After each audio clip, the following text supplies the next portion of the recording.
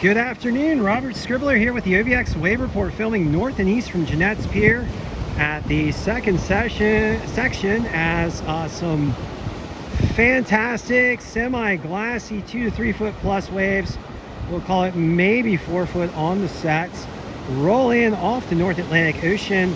And we've had some pretty epic surf conditions here over the past couple days, with some big barrels yesterday in the 6 to 10 foot range, and big waves this morning.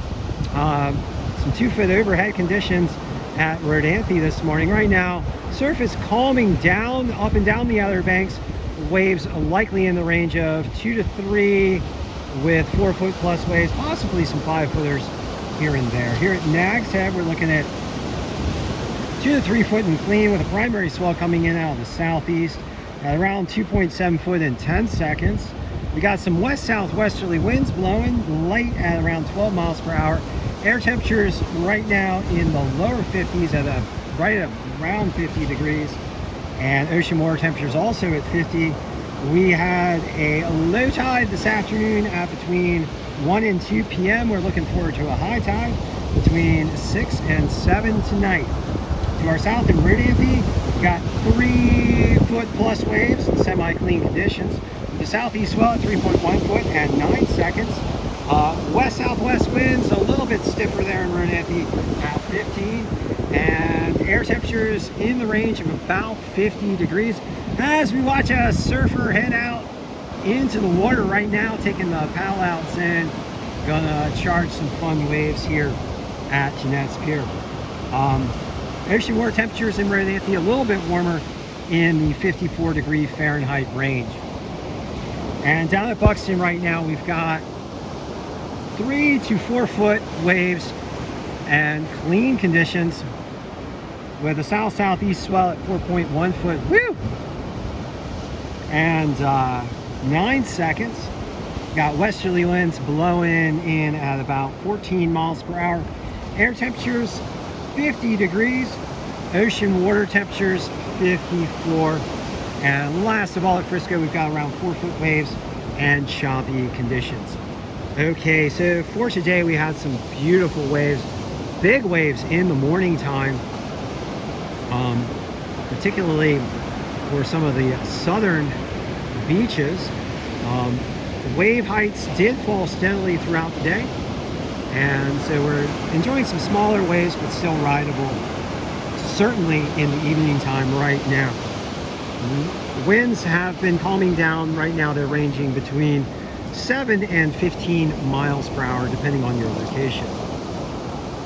For tomorrow, we expect winds to shift around to the east, generating some semi-choppy 2 to 4 foot conditions. Likely in the morning time, though, waves will be pretty good, with those calm winds not really picking up until mid-morning. So if you want to get out for a bit of a dawn patrol, might be some good waves early in the morning. That might be what I'm looking at. Waves expected to build toward evening as winds pick up from the southeast and strengthen. Air temperatures in the range of the lower 60s. By nighttime on Friday, we do expect yet another gale to run in here through the Outer Banks, with winds picking up to between 35 and 45 miles per hour. Heavy 6 to 12 foot waves by about the midnight hour. And then for Saturday, 3 to 7 foot waves with strong westerly winds and clean conditions. Those westerly winds blowing at around 20 to 30 miles per hour, so we might see some more of those gnarly wintertime barrels here in the Outer Banks. Highs in the low 60s, with temperatures falling throughout the day as those west winds bring in some colder air. And then by Sunday, 1 to 3 foot and clean, with 5 to 15 mile per hour west winds, highs in the lower 50s. And on Monday, 1 to 3 foot and clean to choppy, with westerly winds shifting northwest by afternoon, generating those choppy conditions. Highs in the middle 50s. All right, so thank you guys for joining me for this Thursday, January the 11th session of the OBX Wave Report. A shout out to all my surfer buds, especially my friends down there in Rodanthe and my friends up here who are presently surfing. Looks like one of my fellow surf buds is out there chasing some good waves here in the section just to the north of Jeanette's Pier. And I'd also like to ask you guys to please do everything you can to help protect our coastlines from the impacts of climate change driven by fossil fuel burning. Those impacts being rising sea levels, more intense storms, ocean heat waves, and ocean acidification. Worth noting that we have just passed the hottest year ever recorded in 2023.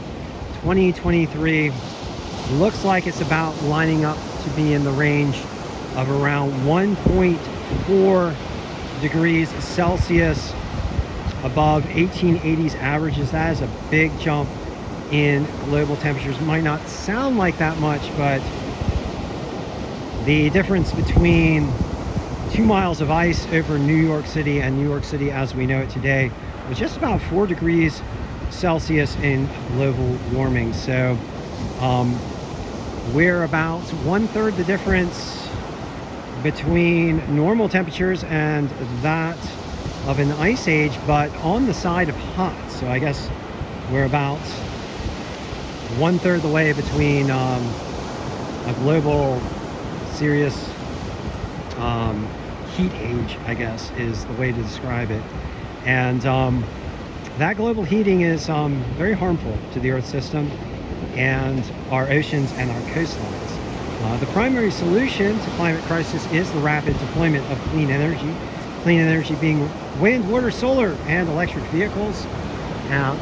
These are the forms that are rapidly deployable, although the clean energy systems in the form of wind, water, and solar can mate to electrolyzers and provide what is known as fully renewable liquid fuels, which can also be used to produce things like renewable plastics and other sustainable materials. So clean energy as a basis for the sustainable economy is the primary methodology for generating action on the issue of climate change and also on the issue of unsustainable pollution. So once again, please do everything you can to help speed that tradition and protect our coastlines. I do have faith in you guys. I have faith that we can do this. So thank you for joining me once again as we watch a surfer paddle out through some foam balls here. And let's see, doesn't look like anyone's catching a wave at this time. All right, so thank you for joining me once again.